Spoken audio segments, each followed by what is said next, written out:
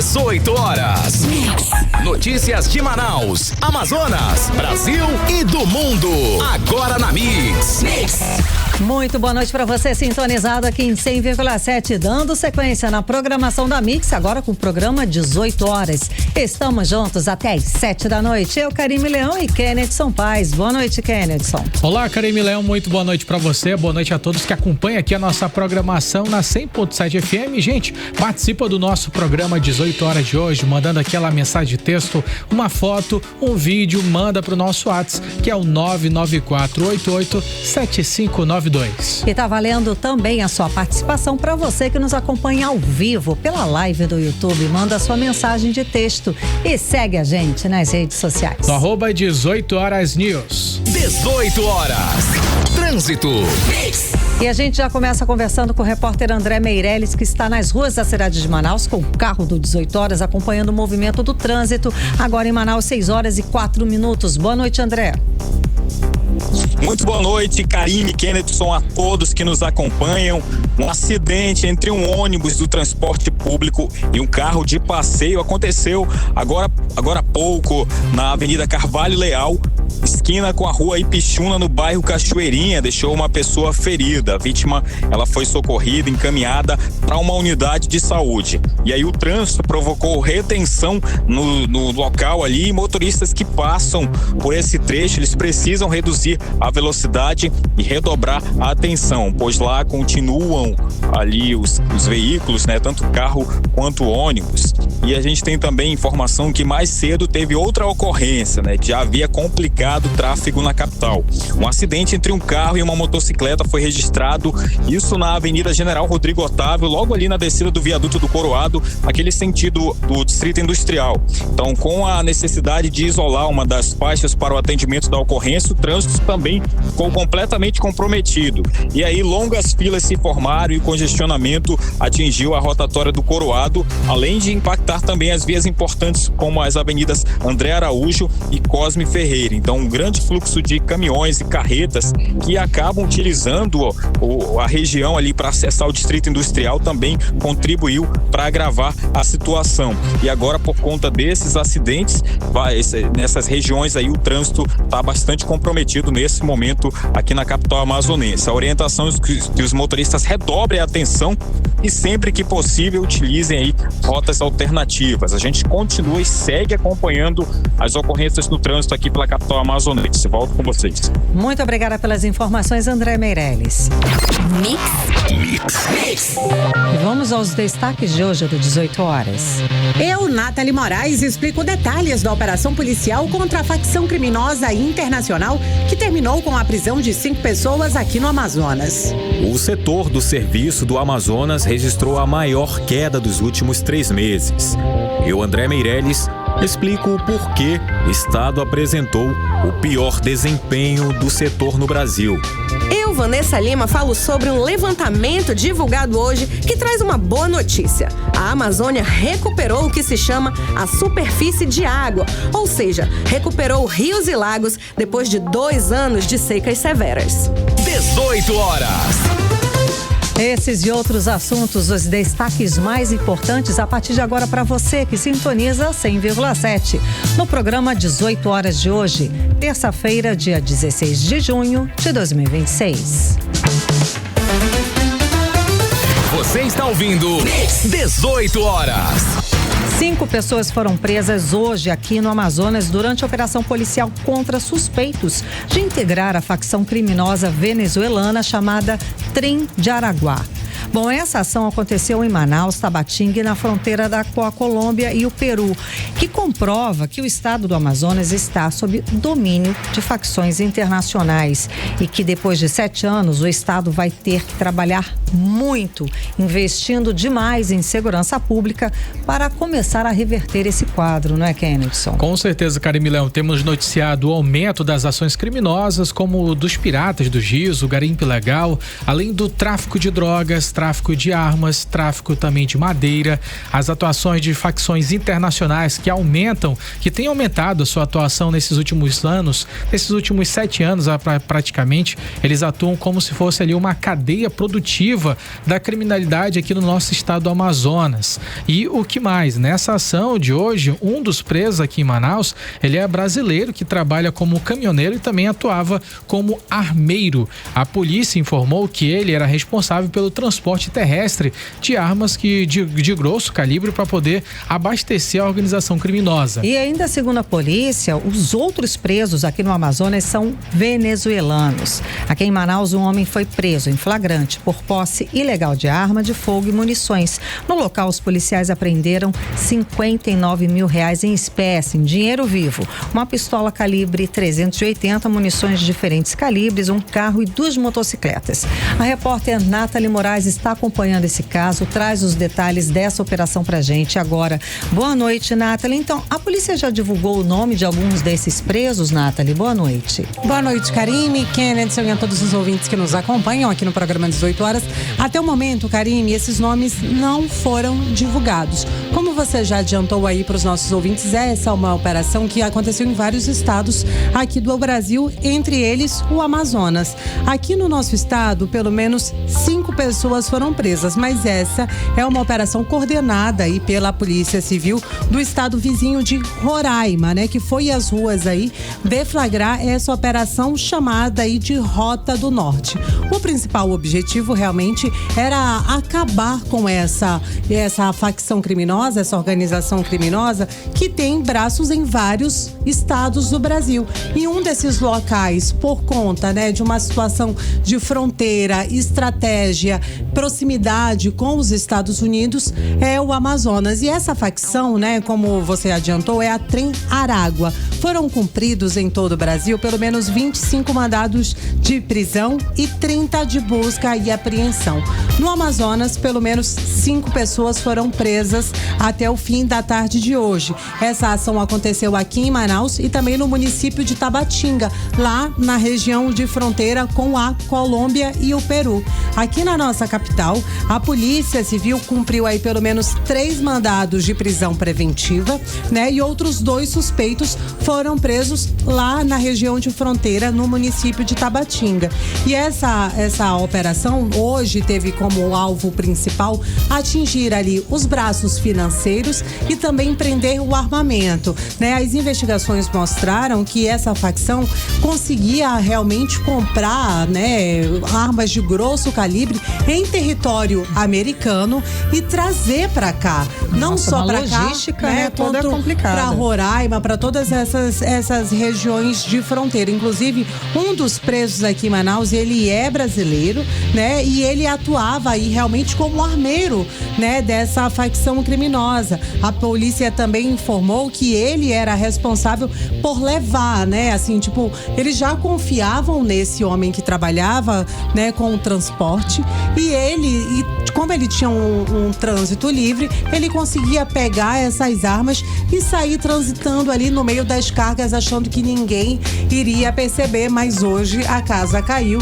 e esse homem aí foi preso pela Polícia Civil. Os outros presos aqui no Amazonas, outras 2 pessoas são venezuelanas, né? E aí, né, além desse mandado de flagrante preso, né, cumprido, na verdade, na manhã de hoje, também posse ilegal de arma de fogo e munições que foram encontradas com esse homem, a polícia encontrou pelo menos R$59 mil em espécie, né? E ali várias munições.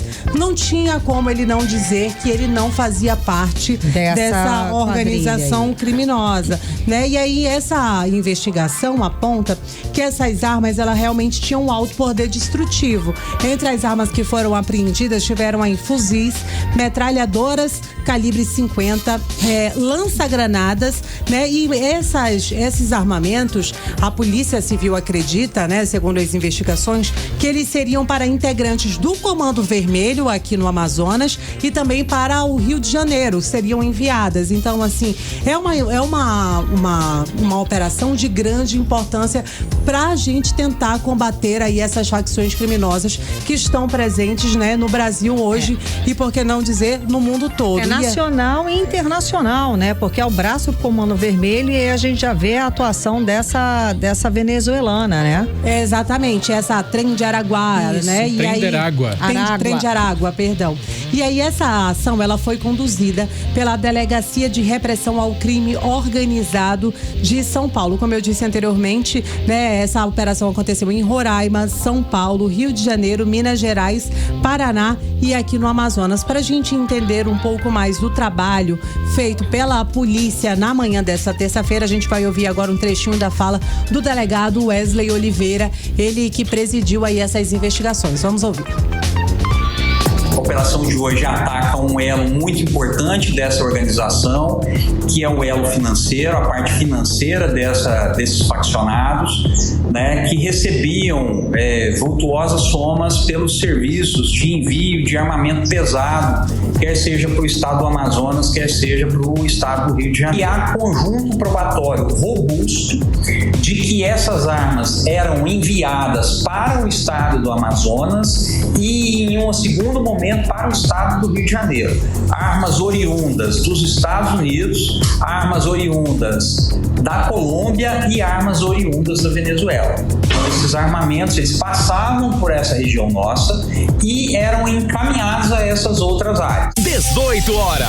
Karine, Kennedy e ouvintes, né? A gente ouviu aí a fala do delegado Wesley Oliveira, da Polícia Civil lá de Roraima, né? E as investigações mostraram aí que esse grupo atuava ali no tráfico de drogas, lavagem de dinheiro, comércio ilegal de armas de guerra, incluindo aí, né, fuzis e granadas. E esse esquema realmente abastecia ali outras organizações criminosas, entre elas o Comando Vermelho e o PCC, com atuação no Amazonas e no Rio de Janeiro. Essa é uma facção criminosa que tem origem lá na Venezuela, né, mas que já conseguia aí realmente atuar não somente aqui no Brasil, mas a Trem de Araguá também, né, operava ali, Trem de Aragua, perdão, na Colômbia, na Bolívia, no Peru, no Chile, com crimes aí que incluem também sequestro, extorsão, mineração ilegal e tráfico de drogas e tráfico de pessoas, Karine. É uma facção realmente com uma atuação muito vasta, perigosa. muito perigosa, e é um trabalho que deve continuar aí, uma investigação que não chegou ao fim. E com certeza isso já desperta um alerta muito grande, né, Sem gente? dúvida. Porque a gente já noticiou aqui cartel italiano lavando dinheiros na Amazônia. Foi uma notícia que foi divulgada nacionalmente. Agora a gente vê o Trem de Aragua aliado com o Comando Vermelho. Então você percebe a crescente escalada do crime organizado e até internacionalmente. E lembrando que a gente tem uma base de combate internacional a organizações criminosas aqui em Manaus. E aí Instalada pela Polícia Federal. Pela Polícia Federal, por vários outros órgãos internacionais. Que contribuem, que todos eles estão contribuindo para o combate a esse crime organizado. Estamos esperando aqui respostas efetivas, ações mais contundentes. Estamos numa situação que já passou do limite, gente. Nós somos aqui corredor e terreno fértil para essas organizações internacionais, organizações criminosas. E como o Kennedy falou no início também, o Amazonas parece que oferece essa cadeia produtiva da criminalidade. É pela falta, né, de policiamento, é pela falta de fiscalização. Nos últimos 7 anos, o que a gente viu, completo desaparelhamento da polícia aqui no estado do Amazonas. Infelizmente, a gente chega nesse ponto agora que estamos, o policial não tem fardamento. Chegou nesse nível de vergonha. Então, os últimos especialistas que a gente entrevistou aqui no 18 horas, eles falaram que o estado do Amazonas vai precisar ir no mínimo de 10 anos para tentar reverter esse quadro. Mas, com essa atuação da criminalidade, de facções criminosas nacionais e internacionais, a gente está vendo que essa situação é um pouco mais delicada, um pouco mais grave do que se imaginava. Ou seja, a gente segue acompanhando, né, Nathalie Moraes, o desenrolar dessa situação, né, dessa operação, e vamos seguir acompanhando, porque, como a gente fala, é um estado rico, mas que infelizmente a gente não vê a atuação nas áreas mais importantes da sociedade: saúde, educação e, nesse caso, segurança pública. Você está ouvindo 18 horas. A chegada de um Super El Ninho já acendeu o sinal de alerta no setor elétrico, gente. A Agência Nacional de Energia Elétrica convocou uma reunião aqui em Manaus para poder discutir medidas de prevenção contra os impactos do fenômeno, que podem trazer secas mais intensas, calor extremo e até riscos de falhas no fornecimento de energia elétrica. Agora você imagina, Kenneth, enfrentar esse período de calor intenso, extremo, sem luz. Aí não dá, ninguém vai aguentar, né? A repórter Odineia Araújo, ela traz pra gente mais detalhes a respeito dessa medida. Então, Odineia, o Amazonas ainda guarda na memória, claro, todos nós, os impactos da seca histórica dos últimos anos. Agora, com a previsão desse Super El Ninho, o setor elétrico se mobiliza para tentar evitar novos prejuízos, é claro. E quando que vai ser essa reunião, Odineia? Boa noite. Bom, a reunião está marcada para a próxima segunda-feira, dia 22, na sede da Âmbar Energia, aqui em Manaus. A Âmbar é a nova concessionária de energia do Amazonas, que ficou no lugar da Amazonas Energia. A ANEEL, a Agência Nacional de Energia Elétrica, convocou empresas, órgãos públicos e representantes do setor para essa reunião. O objetivo é discutir medidas de prevenção diante da chegada de um Super El Ninho, fenômeno climático que pode trazer impactos ainda mais severos ao país. A preocupação não é à toa. No Amazonas, a população já sentiu na pele os efeitos das secas recentes de 2023 e 2024, as maiores dos últimos 122 anos, com rios em níveis críticos, dificuldades no transporte fluvial e prejuízos à economia. Agora o alerta é para que o sistema elétrico esteja preparado antes que a crise chegue. A ANEEL já orientou empresas de geração, transmissão e distribuição de energia a reforçarem a segurança das estruturas e atualizarem planos de contingência. Isso porque o Super El Ninho pode provocar estiagens prolongadas no norte, aumentar o risco de queimadas e elevar o consumo de energia por causa das altas temperaturas. A previsão, segundo o climatologista e professor da USP, Carlos Nobre, é de que esse ano o fenômeno alcance a categoria de muito forte, com o aquecimento das águas do Oceano Pacífico superando em 2,5 graus a média histórica, o que pode provocar sérias consequências, como chuva intensa no sul e sudeste e seca extrema no norte e nordeste. A agência norte-americana, que é muito boa, de qualidade, já fez a previsão que a probabilidade de ser um El Ninho forte ou até muito forte é de 63% em outubro, novembro e dezembro, já para o fim do ano. E chuvas muito fortes no sul do Brasil, especialmente Rio Grande do Sul e também Santa Catarina. E lógico, também El Ninhos levam a grandes secas na Amazônia e chegando no Nordeste também, e muitas vezes ondas de calor no Centro-Oeste e no Sudeste, como nós tivemos muitas ondas de calor em 2023 e 2024 nessas regiões. Então, são previsões muito boas. Além dessa agência norte-americana, a Organização Mundial de Saúde também já disse que a probabilidade de chegar a esse El Ninho ser forte e até muito forte é muito alta. Bom, o mesmo alerta de um El Ninho muito forte em 2026 foi emitido pelo INPE e pelo CEMADEM, que são órgãos de pesquisa de desastres naturais aqui no Brasil.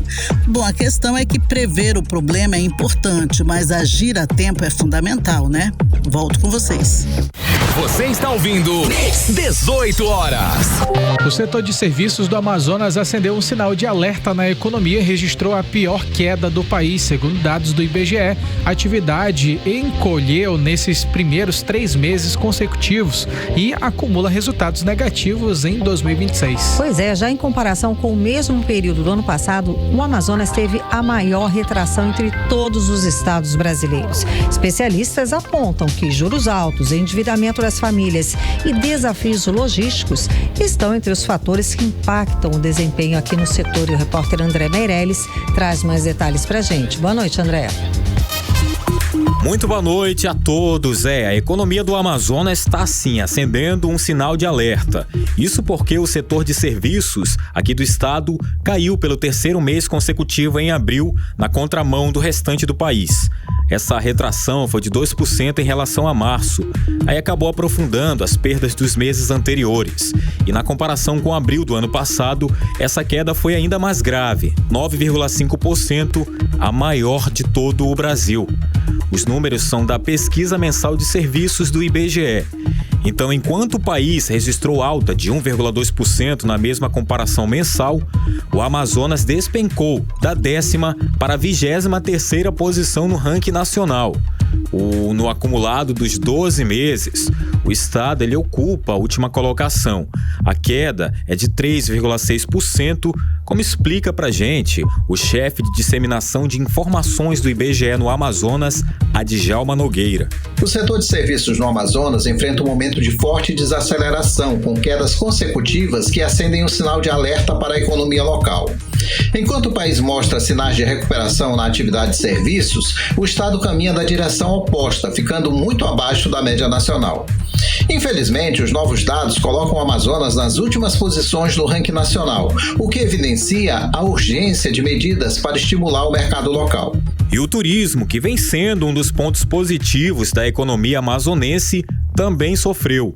O índice de atividades turísticas recuou 3,4% em abril e 10,3% em relação ao mesmo mês do ano passado. Acabou aí quebrando uma sequência de 18 meses de altas. O chefe de disseminação, Adjalma Nogueira, foi direto ao ponto. O desempenho acumulado ao longo dos últimos meses consolida um cenário preocupante, registrando o pior resultado do estado no último ano. O turismo regional sofreu um forte impacto em abril, registrando uma das retrações mais acentuadas do país na comparação mensal e interanual. Então esses dados eles vêm reforçando a urgência de medidas para estimular o mercado local. Especialistas alertam que eventos como a Copa do Mundo e o Festival de Parintins podem ajudar na recuperação de serviços no segundo semestre. No entanto, os efeitos da estiagem e dos conflitos internacionais sobre a economia regional seguem como fatores de atenção. Volto com vocês. Você está ouvindo 18 horas. Política. Agora em Manaus, 6 horas e 25 minutos. Vamos para o quadro de política com Kennethson Paes e Nathalie Moraes. Nathalie, boa noite mais uma vez. Nathalie, então, vereadores da Câmara Municipal de Manaus acusaram o ex-governador Wilson Lima de ter deixado um rombo bilionário nas contas do governo do estado, aqui do Amazonas. Foram denúncias graves. Conta mais pra gente. Mais uma vez, boa noite pra você, Karime, Kennethson e a todos os ouvintes que seguem nos acompanhando aqui no programa 18 horas. Karime, não é de hoje que a gente está noticiando aqui no programa 18 horas a situação de aperto financeiro que vem passando aí o governo do Amazonas. O Cidade está à frente, né, como governador interino há um pouco mais de 50 dias e de lá para cá, minha filha, tem chorado muitas mágoas, viu? Não dá para soltar dinheiro para ali porque não dá para. E aí, enfim, durante a sessão da Câmara Municipal nessa segunda-feira, os vereadores Coronel Rosses e Zé Ricardo subiram o tom e não pouparam palavras quando o assunto era explicar o rombo financeiro no qual o nosso estado, né, se encontra. Eles realmente subiram o tom e chegaram, né, a afirmar que tudo isso que o nosso estado está passando agora seria uma herança deixada aí pelo ex-governador, né, Wilson Lima, que está tentando aí ser pré-candidato ao Senado. Mas eles não pouparam palavras, Karime, inclusive nas nossas redes sociais já tá lá esse vídeo completo. Eu separei um trechinho aí para que os nossos ouvintes eles possam conferir. Vamos ouvir aí o que disseram na tribuna da Câmara Municipal de Manaus os vereadores Coronel Rosses e o vereador Zé Ricardo. Vamos ouvir. O Wilson saiu e deixou um rombo bilionário. Já foi falado aqui anteriormente. Estão tentando se reinventar, tirando dinheiro de outro lugar para tapar esse rombo. Todo mundo sabe, quando ele saiu, ele e a sua quadrilha rasparam o tacho. O Tribunal de Contas faça um pente fino nesse governo, porque tudo indica que o Wilson Lima deixou o Estado falido e o governador atual, que é aliado dele, não sabe o que fazer, aí fica tomando essas medidas atrapalhadas, tirando dinheiro da UEA, querendo tirar, né, porque já retrocedeu, e querendo tirar dinheiro das micro e pequenas empresas. E agora o que ficou, que são aliados, que são parceiros, que são comparsas, está tentando tapar esse rombo. Como? Educação, segurança pública, não adianta. Onde tiver dinheiro ali, que eles acham que é deles, eles vão tirar. Possível, então, um governo que arrecadou mais, que teve os maiores orçamentos da história, e na outra ponta, você vê esse desequilíbrio, falta de pagamentos, um desastre na área da saúde. Você está ouvindo 18 horas.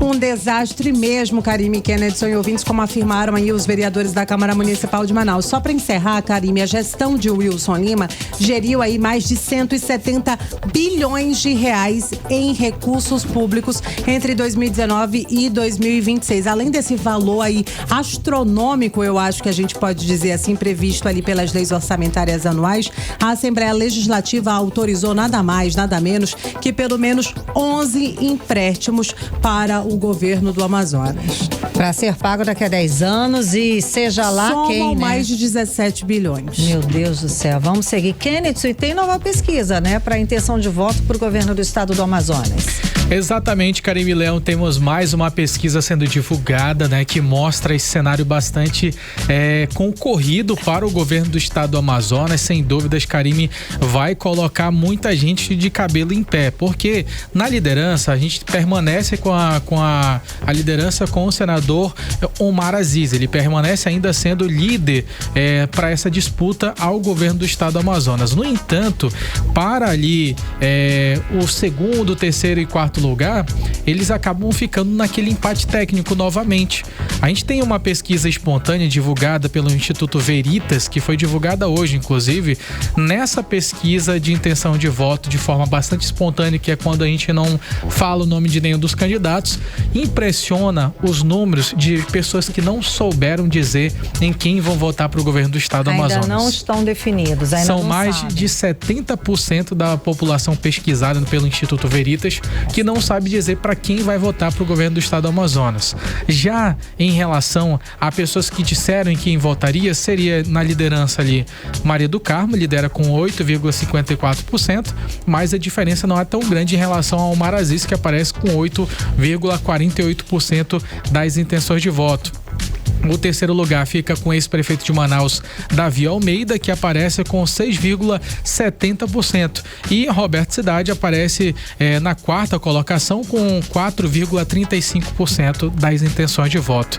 Já quando se fala naquele projeto no qual a pessoa que está sendo entrevistada, ela recebe os nomes de quem vai concorrer nessas eleições, temos um número bastante expressivo em relação ao Omar Aziz. Ele aparece na liderança com 26,45% dos votos, e já aquele segundo e terceiro e quarto lugar ficam ali entre professora Maria do Carmo, Davi Almeida e Roberto Cidade. Professora Maria do Carmo em segundo lugar com 21,82%, Davi Almeida com 19,81% e Roberto Cidade com 16,07%, ou seja, todos ali dentro da margem de erro de 2 pontos percentuais para mais ou para menos. Ou seja, a situação vai ser muito concorrida em relação ao governo do estado do Amazonas, e essa pesquisa também trouxe um índice de rejeição, e nela continua apresentando o ex-prefeito de Manaus, Davi Almeida, com a maior taxa de rejeição, ficando com 28,24% das intenções de rejeição, e Omar Aziz em segundo lugar com 17,69% das intenções de rejeição,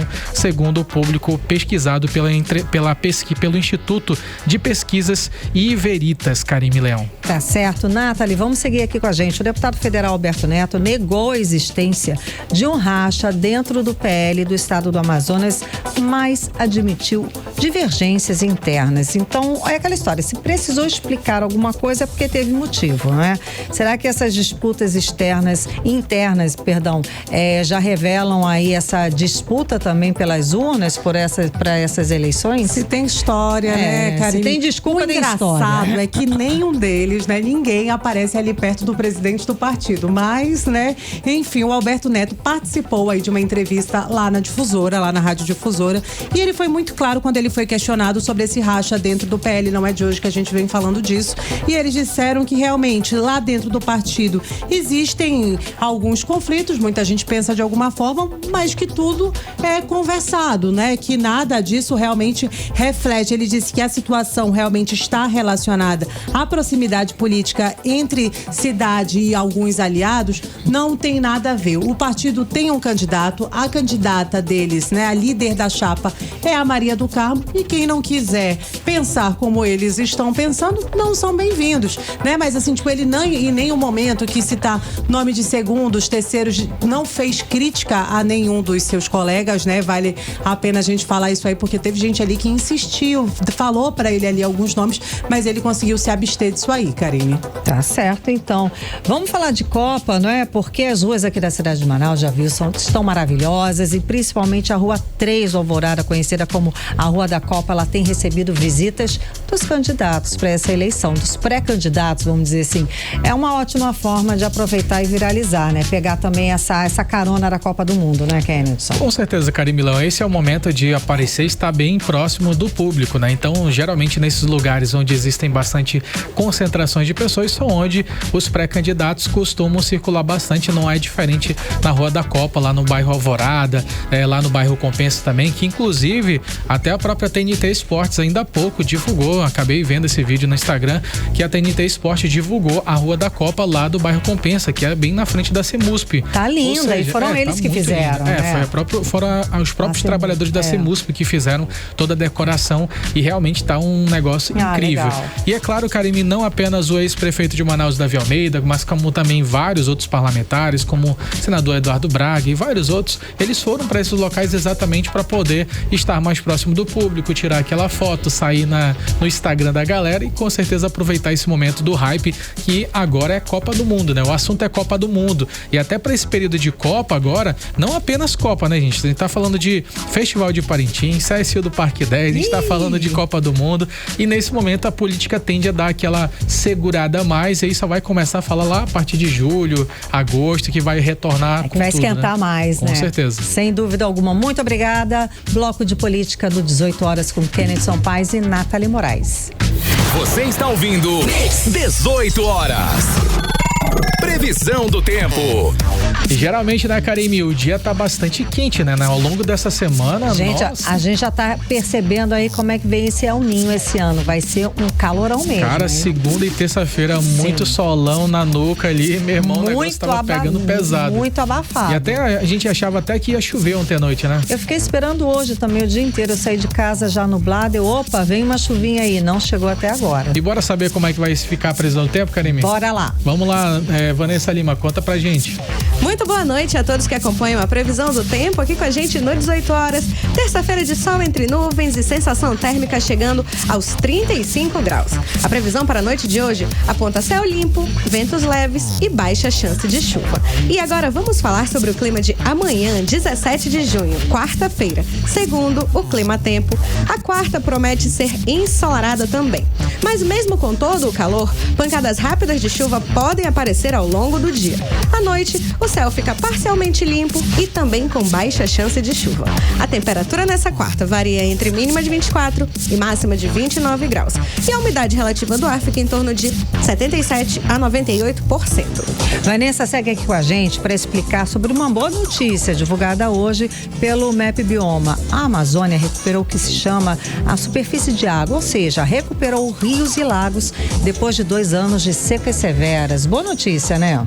Uma boa notícia, sim. Depois de 2 anos, né? Depois dessa seca tão dura que a gente enfrentou, a Amazônia recebe essa boa notícia. Em 2025, o estado do Amazonas conseguiu recuperar cerca de 80 87 mil hectares de superfície de água. É como se dezenas de milhares de campos de futebol voltassem a ser cobertos por rios, lagos e igarapés. O estado teve o terceiro maior ganho de superfície de água do país, ficando atrás apenas do Pará e de Goiás.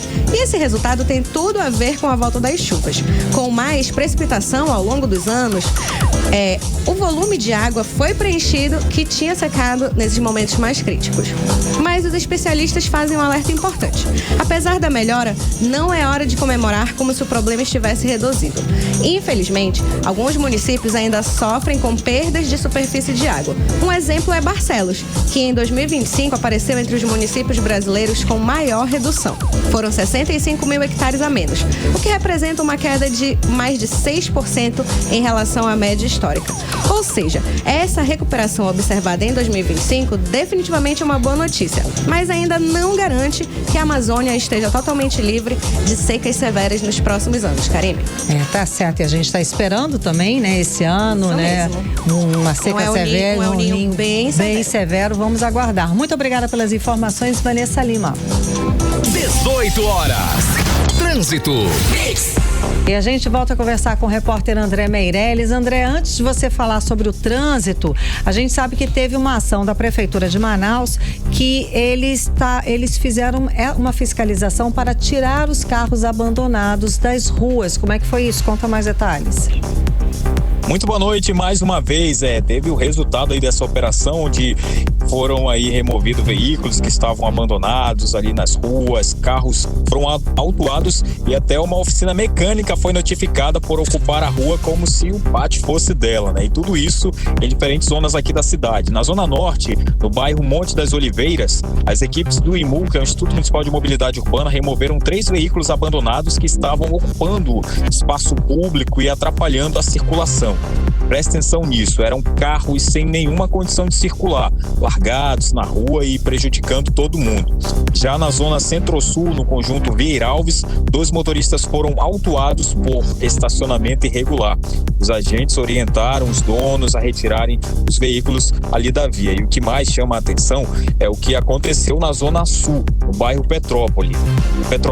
Os agentes, eles encontraram uma oficina mecânica que tinha transformado a rua em extensão do próprio pátio. Então, os responsáveis foram notificados e vão ter 48 horas para tirar o veículo e também liberar a via. E tem mais, essas operações não vão parar por aqui. O IMU vai seguir com a fiscalização em todas as zonas da capital. Então, você que tem carro aí que está parado, abandonado nas ruas ou estacionado de forma irregular, a orientação aí é para tirar do local, né, para que não possa então ser autuado ali no local. Agora a gente vai dar a parcial aqui do trânsito pela zona oeste da capital amazonense, onde se concentra um grande número de veículos nesse momento, onde acontecem as obras do viaduto Passarão. Então, quem vem da Avenida Brasil para acessar a Avenida Coronel Teixeira, aqui nesse retorno, encontra dificuldades para trafegar, porque há uma retenção aqui no local pelo grande número de veículos, porque o trânsito é concorrido. Quem vem da Avenida São Jorge para acessar a Avenida Coronel Teixeira, para chegar ali no sentido Ponta Negra, acaba encontrando tráfego que vem pela Avenida Brasil também no sentido Ponta Negra, que se concentra aqui nesse grande número de veículos aqui por essas obras do viaduto Passarão. Então o trânsito está intenso por aqui, aquele trânsito carregado. Atenção ao dirigir por aqui, você condutor. Volto com vocês. Muito obrigada pelas informações, André Meirelles. 18 horas. Entrevista do dia. Na entrevista do dia hoje, vamos conversar com o vereador Coronel Rosses, do Partido Liberal, que é pré-candidato a deputado federal nas eleições desse ano. Boa noite, seja bem-vindo ao 18 horas, tudo bem? Boa noite, Karime, boa noite, Ken. É sempre um prazer muito grande estar aqui no 18 horas, estar aqui na Rádio Mix, poder conversar um pouquinho sobre o nosso mandato, sobre eleições, sobre os problemas que o Estado e a cidade de Manaus enfrentam todos os dias. E a gente que é oposição, a gente sempre tem uma visão mais crítica e também mais realista da situação que vive a população, né? Sem dúvida alguma. Agora, hoje teve uma sessão bem quente, com muitas críticas, muitas acusações, né? Foi um trabalho, hoje foi, digamos assim, foi Foi uma sessão acalorada, né? O senhor foi alvo de acusações sérias envolvendo distribuição de moradias sociais à prefeitura. A gente luta, não é contra os vereadores que temos lá na Câmara Municipal. A gente luta contra o sistema, né? A gente vê que existe um sistema tanto na esfera municipal quanto na esfera estadual, esfera federal, que é o mais forte de todos. Na verdade, hoje eu não sei qual é o mais perverso de todos ali. Então, hoje o sistema tenta nos atacar a todo momento. Agora há pouco nós tivemos a notícia que um pré-candidato a deputado federal também, vereador, lá no Rio Grande do Norte, foi alvo de uma facção criminosa que tentaram atirá-lo. Atirar contra ele? Atiraram contra ele. Mataram o assessor dele, acho que é o chefe de gabinete. Então, assim, foi um atentado, os ataques contra quem é de oposição, que luta contra o sistema, ele vem de todas as maneiras, de todas as armas. Então, hoje, nós levantamos um fato lamentável em relação à distribuição de casas, tá? Tivemos um pequeno imbróglio ali, um erro em relação à pessoa, porque sai prefeito, entra prefeito, sai governador, entra o vice, não entra o vice, entra o presidente da Assembleia, e a gente acaba confundindo, que é tanta dança de cadeira no estado do Amazonas e na cidade de Manaus, que acaba conflitando nomes. E eu ia me referir ao ex-prefeito Davi Almeida, acabei me referindo ao Renato Júnior. Não que ele não tenha culpa no cartório, tá? De forma alguma, mas aquilo que nós levantamos foi diretamente contra o Davi Almeida e foi o suficiente para que viesse toda a base do prefeito contra mim. Todos aqueles vereadores que se diziam ali isentos, que nunca levantaram a voz para falar sobre um buraco na rua de Manaus, para levantar a voz sobre a infraestrutura precária que nós temos, sobre a educação, sobre a saúde, sobre a segurança, nunca. Mas vieram me atacar de todas as maneiras, da maneira vil, de uma maneira covarde. Até então eram vereadores que tinham um bom alinhamento conosco. Eu sempre disse, eu sempre critico ali a gestão municipal e estadual. Eu nunca me dirijo a colegas, mas eu vi ali aqueles que se diziam colegas virem me atacar pessoalmente, atacar a minha família e ainda pior, me dizer que eu estava aí indo de encontro à procuradoria da casa, sabe? Que eu me dirigi de forma ofensiva à procuradora que lá estava. Então, assim, foram ataques de diversas formas, mas eu não tenho medo, eu não me acovardo diante disso. Eu vi ali o comandamento que foi dado ali, era notório, sabe? A gente via que eles estavam recebendo comando para fazer aquilo comigo e eu, assim, se tiver que guerrear com todo mundo, nós vamos guerrear. Eu tô ali com a população do meu lado, eu tô ali com as pessoas que querem saber a verdade e realmente ficou muito acalorado, mas eu tenho certeza que eu consegui colocar cada um no seu lugar. Mais uma vez, eu liguei até pro prefeito Renato Júnior, mandei uma mensagem, mas aquela soberba dele não permite ele falar com vereador que não seja da base dele, ao qual ele tem o poder de mando, ele tem comandamento, ele não fala conosco, nunca falou. Por isso que nós sempre cobramos ali, porque ele nunca abriu um bate-papo conosco para que a gente pudesse ali levar os problemas e ter uma solução. Ele sempre age de uma forma em que ele quer imperar, que ele quer colocar ali para fazer prevalecer a sua voz de prefeito da cidade de Manaus, e isso com a gente não cola. E mais uma vez o que nós tivemos foi um retorno da população nos aplaudindo, nos ali dando força para que a gente realmente não recaia sobre essas perseguições, sobre esse tipo de ataque. E cada vez eu digo, eu estou do lado certo, que é o lado da população, e sempre contra o sistema.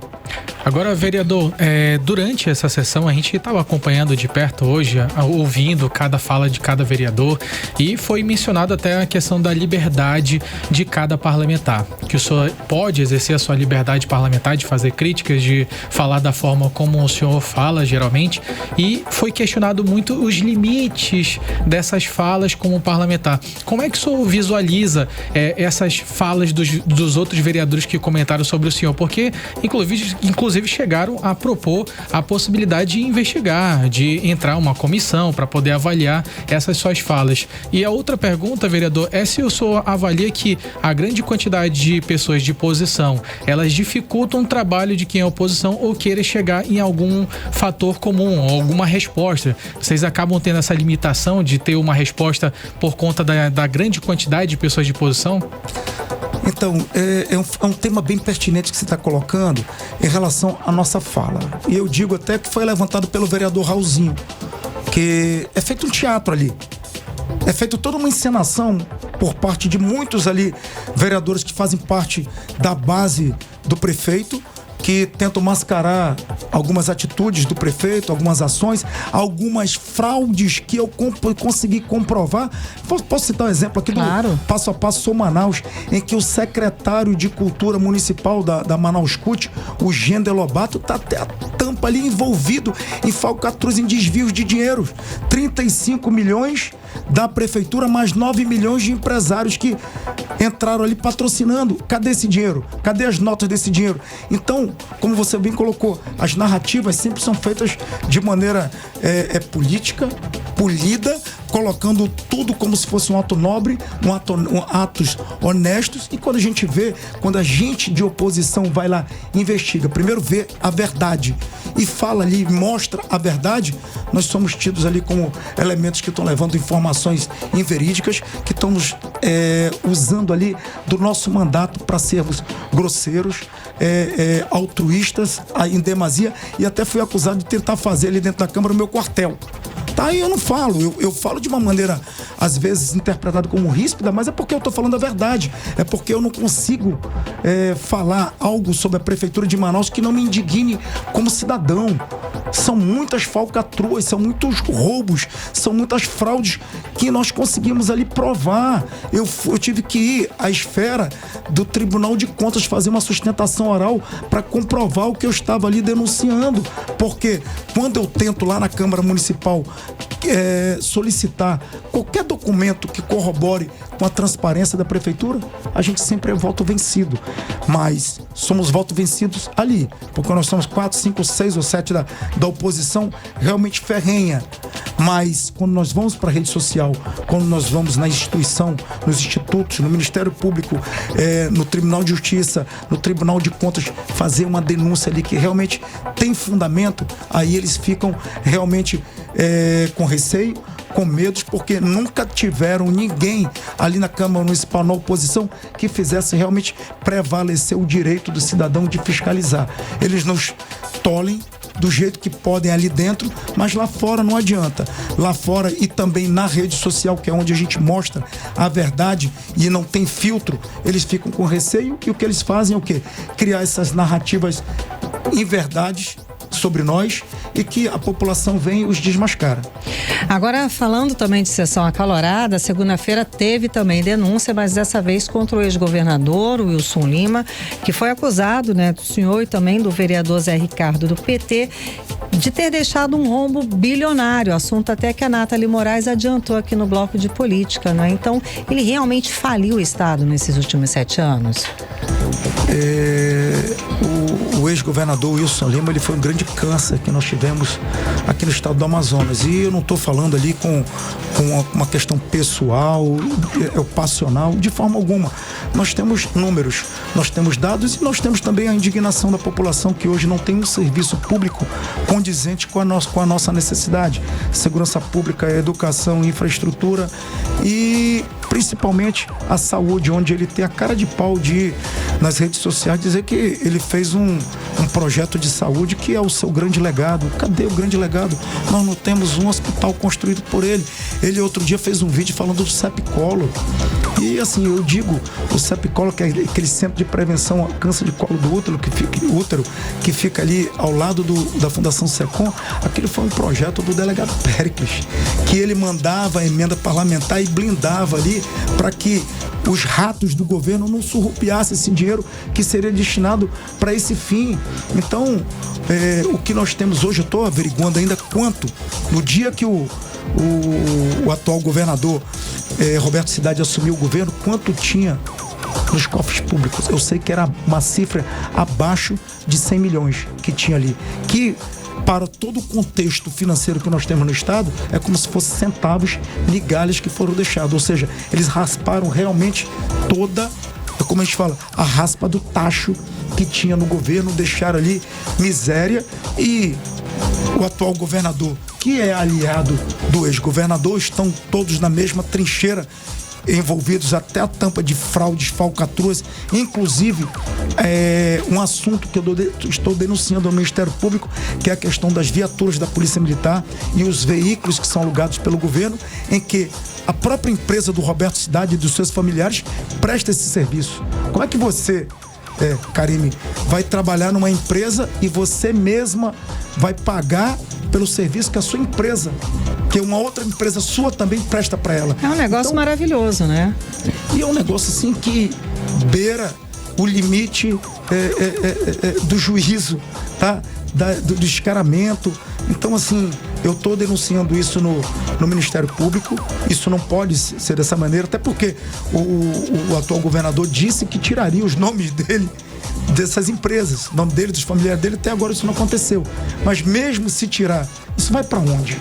De que forma vai ser feito isso? Então, esse descaramento, como eu digo para vocês, ele foi banalizado. Parece que a gestão do Wilson Lima, ele instituiu o crime e a fraude no estado do Amazonas, e hoje você não consegue tirar, porque parece que o estado não sobrevive mais sem isso.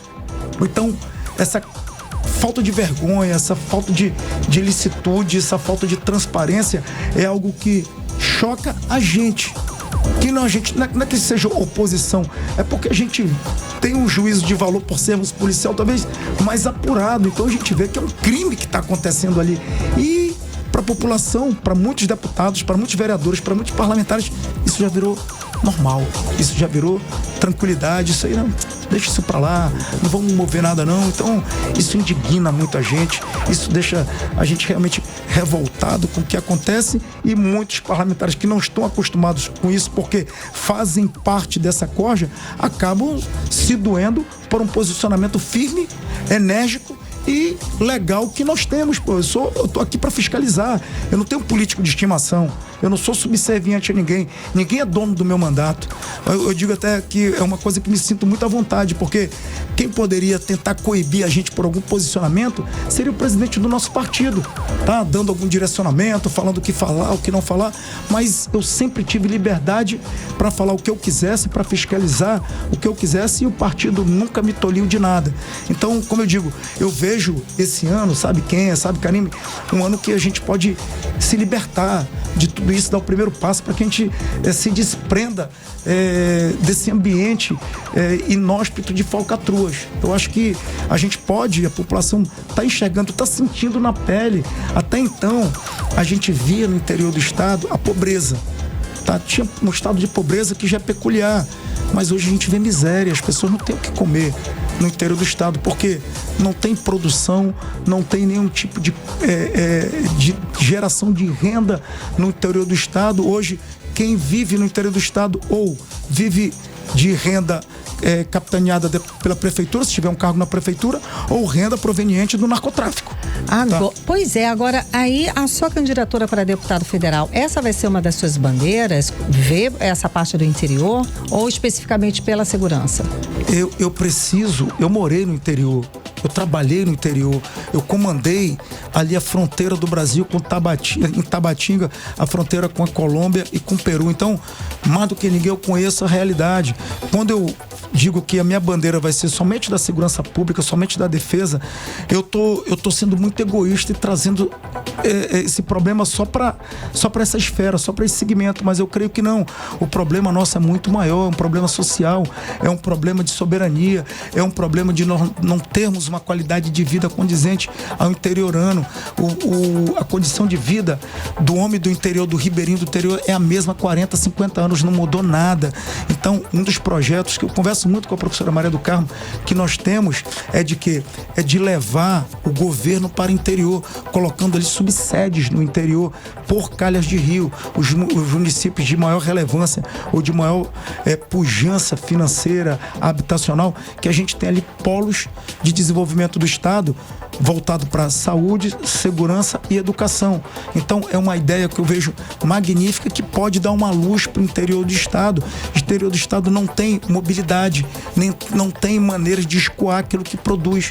Eu estive agora no interior, no sul do Amazonas, Apuí, Matupi, Humaitá, Lábrea, e a gente viu uma realidade totalmente diferente, uma cultura diferente, uma cultura voltada para o agro, uma cultura voltada para a pecuária, uma cultura voltada para plantação e colheita. Então é isso que a gente quer, sabe? Desenvolver as pessoas culturalmente através de quê? Dando realmente a vara para que ela possa pescar e crescer na vida, e não viver de assistencialismo, que é o que acontece. Não que a gente vá acabar com qualquer tipo de ajuda que a gente possa dar, mas é dar ajuda e dar um impulsionamento que aquela pessoa possa progredir, e aí sim os municípios do interior do Amazonas possam progredir também. A gente tem tanta riqueza, a gente tem tanta possibilidade de transformar vários municípios e várias calhas de rio em polos turísticos. Eu digo a vocês, durante o tempo que eu estive na polícia, eu tive a oportunidade de conhecer muitos países, 30, 40 países, não me recordo agora, a trabalho. E eu digo para vocês, os turistas da Europa, da Ásia, da África, aqui os americanos, eles não querem mais conhecer praia, não querem conhecer o turismo que já tem presente em todo lugar. Eles querem conhecer a Amazônia. Mas para conhecer, de aventura, né? Exatamente, de aventura, de pesca, de tudo isso. Mas para eles virem aqui, a gente tem que ter um mínimo de estrutura e de condições de recebê-los muito bem. Eu vejo lá no Mato Grosso do Sul, que não tem 10% da riqueza que nós temos, não tem 10% dos cursos d'água que nós temos para pesca desportiva, e hoje tem uma cultura, tem uma estrutura, tem uma infraestrutura voltada para o turismo, e aquilo ali acabou sendo um dos maiores meios de captação financeira do Estado e dos municípios. Então, por que isso não acontecer aqui? Então, eu acredito que esse mesmo grupo político que está no poder há muitos anos, eu acho que já deu para eles, e a gente precisa realmente oxigenar esse ano o Estado do Amazonas e, posteriormente, a cidade de Manaus. Agora, falando do seu projeto político, vereador, conta pra gente qual que tem sido a sua percepção pelo interior do Estado do Amazonas em relação ao Partido Liberal e, principalmente, também a atuação lá na Câmara Federal, porque a gente sabe que são vários deputados, são mais de 500 deputados. Eu queria que o senhor contasse exatamente isso, sobre a importância de um político preocupado com o Amazonas para poder levar essas pautas do Amazonas para lá, para a Câmara Federal, e tentar convencer a galera de que aquilo é importante. Conta pra gente essa importância desse deputado para o Amazonas. Eu acho que nós tivemos há 2 semanas atrás, um fato que foi marcante na minha vida como político e que me encheu de orgulho como amazonense. O senador Flávio Bolsonaro e o deputado federal Eduardo Bolsonaro foram para uma missão nos Estados Unidos e convidaram alguns pré-candidatos e parlamentares de alguns estados, para que ali a gente pudesse discutir sobre os projetos, discutir sobre a ação que seria feita ali em Washington, na Casa Branca, e eu fui escolhido aqui do Amazonas. Eu estive lá com eles, conversamos, coloquei para eles a realidade política aqui do nosso estado, coloquei para eles a realidade do povo interiorano, coloquei para eles a questão da nossa soberania na área de fronteira, que ela não existe. Nós não temos limites, nós não temos proteção. Eu coloquei para eles que na época do presidente Bolsonaro nós tínhamos ali um aporte financeiro através de diárias vinda do governo federal, através do Ministério da Justiça, de mais de 300 policiais que eram pagos mensalmente para ajudar no trabalho de proteção à fronteira. E com o atual governo Lula, hoje nós temos 15. E quando tem? Então vejam o tipo de descaso que nós temos na região de fronteira, uma região tão inóspita e ao mesmo tempo tão fragilizada, e que o governo federal faz questão de deixar ele ali desprotegido. Parece até que existe um conluio para aquela rota Solimões, que nós sabemos, a rota do tráfico, ela flua sem nenhum tipo de intercorrência. Então eu vejo que isso aí demonstra a importância que nós temos aqui no estado do Amazonas, o fato de eu ter hoje um acesso direto, um link direto com eles para poder levar os problemas do estado do Amazonas, e eu espero que esse link, a gente na Câmara Federal, a gente possa cada vez mais fortalecê-lo para que a gente possa ser o protagonista dessa mudança aqui nas nossas áreas de fronteira e principalmente com o povo interiorano que tanto sofre, tanto merece um carinho, cuidado e uma atenção do poder público estadual e federal. Muitíssimo obrigada, vereador, pela sua presença, esclarecendo esses pontos importantes hoje aqui no 18 horas. Eu que agradeço a oportunidade. Geralmente a gente vem aqui, é muito corrido, é muito rápido. Sempre, né? Mas é muito bom estar aqui e poder esclarecer sem nenhum ruído, sem nenhum tipo de interlocução, falando para vocês abertamente aquilo que a população quer ouvir, quer saber e precisa entender. Eu acredito que o Jair Bolsonaro ele teve um fator primordial na população brasileira, que foi o quê? Acordar a gente para que todo mundo entenda um pouco de política. Eu acho que se todos entendêssemos um pouquinho de política, tudo seria diferente. Então, eu até conclamo aqui a população que está nos ouvindo, se quiser entender mais do meu trabalho, do meu projeto, das minhas denúncias, das minhas fiscalizações, sigam a gente aí na rede social, @Coronel Rossi, que todos os dias ali eu estou alimentando de informações verídicas e realmente que podem fazer diferença na sua vida. Perfeito, muitíssimo obrigado, uma boa noite, sucesso. Conversamos com o vereador Coronel Rossi, do Partido Liberal, que é pré-candidato a deputado federal. 18 horas. Trânsito. E vamos saber como é que está a volta para casa com o repórter André Meirelles. Boa noite, André. Muito boa noite, mais uma vez um panorama aqui pelas principais vias da capital amazonense, na Avenida Darcy Vargas. O trânsito ainda segue lento, exigindo paciência dos motoristas. Agora, para quem segue em direção à Avenida Teomário Pinto da Costa, o fluxo é carregado com grande número de veículos na via. Na Avenida Djalma Batista, o condutor ainda encontra alguns trechos de lentidão, principalmente nos pontos de maior movimento. Agora, pela Avenida São Jorge, começa a ganhar mais folga no trânsito em relação aos horários mais críticos, aí ainda mais que agora segue um pouco carregado com fluxo intenso de veículos. A orientação é manter a atenção e respeitar a sinalização durante o deslocamento. Volto com vocês. Muito obrigada, André Meirelles. Seguimos direto para o editorial 18 horas. Editorial 18 horas. Termina sábado o prazo para aposentados e pensionistas do INSS contestarem os descontos indevidos em seus benefícios. Até o início desta semana, mais de 5,5 milhões de beneficiários fizeram a contestação. A contestação deve ser feita se o aposentado ou pensionista identificar alguma cobrança associativa não autorizada entre março de 2020 e março de 2025. Depois disso, a entidade responsável pelo desconto tem até 15 dias úteis para se manifestar. E caso não o faça ou apresente documentação irregular, com assinaturas falsas, o sistema libera a opção de adesão para receber o valor.